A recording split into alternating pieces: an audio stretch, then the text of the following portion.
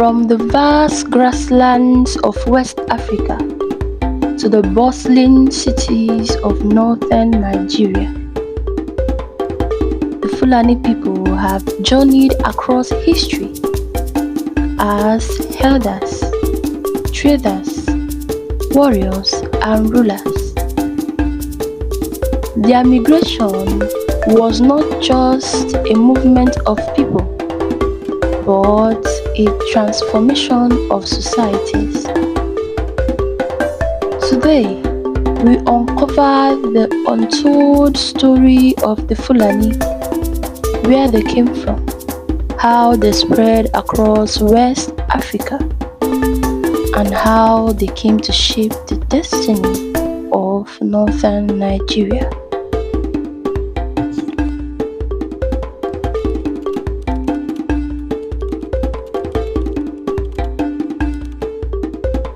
The Fulani, also known as Fob or Pula, are one of the most widespread ethnic groups in Africa.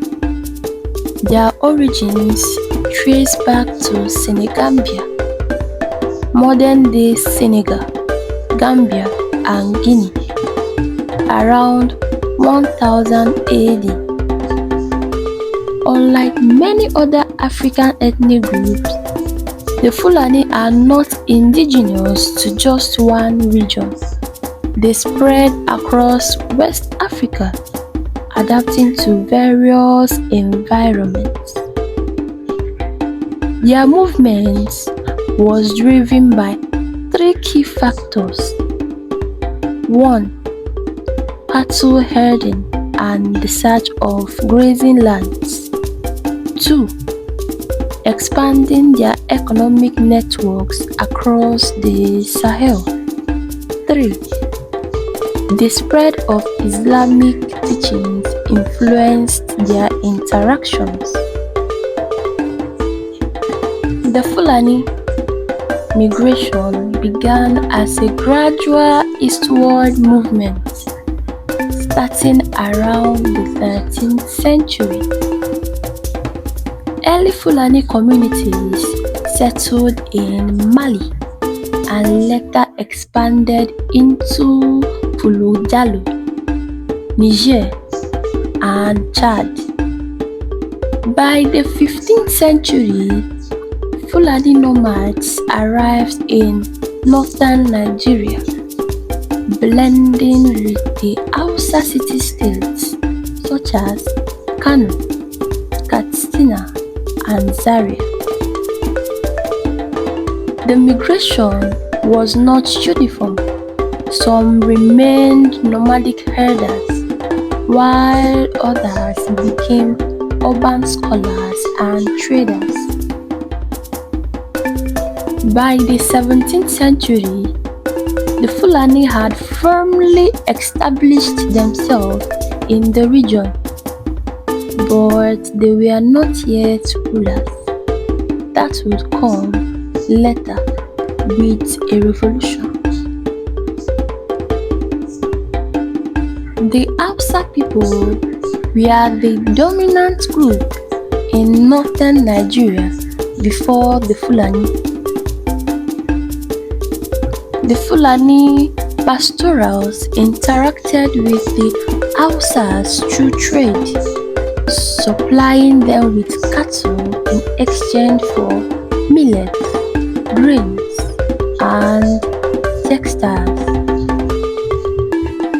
Some Fulani adopted Hausa customs and even became integrated into the Hausa aristocracy.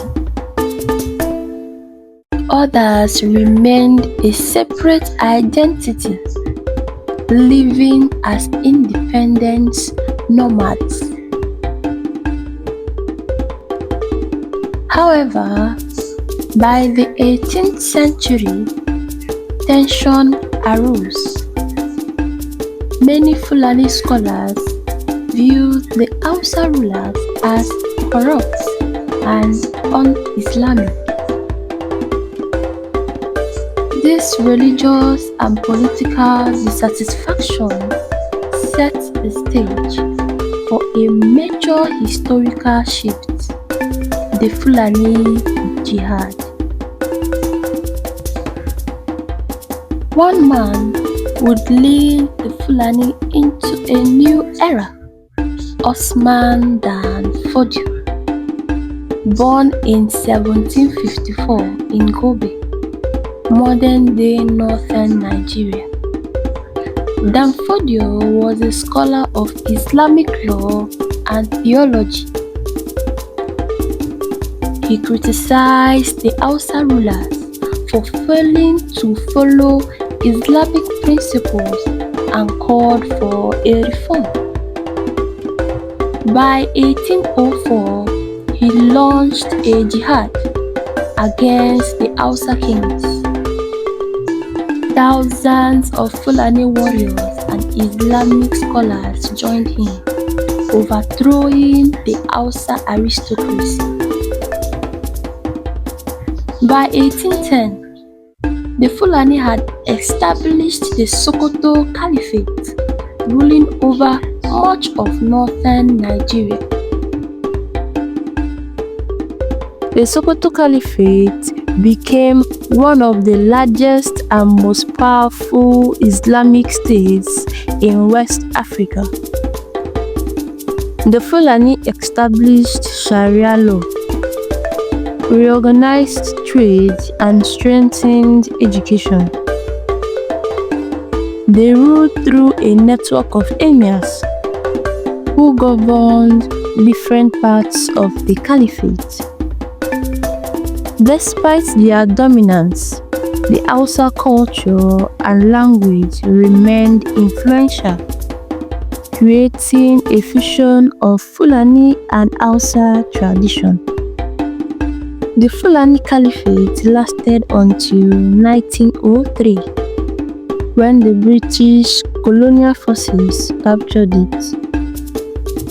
Today, the Fulani remains deeply influential in politics, religion, and economy. The Fulani aristocracy still holds power in northern Nigeria through traditional institutions. Nomadic Fulani herders continue their traditional way of life, though they face challenges such as conflicts over land and resources. The debate over Fulani identity, migration, and land use remains a hot topic in Nigeria. From their humble origins in the Senegambia region to their rise as rulers of Sokoto Caliphate, the Fulani story is one of resilience, ambition, and adaptation. Their migration changed the course of history in northern Nigeria, and their influence can still be felt today. But as history unfolds, the Fulani continues to shape and be shaped by the changing world around them.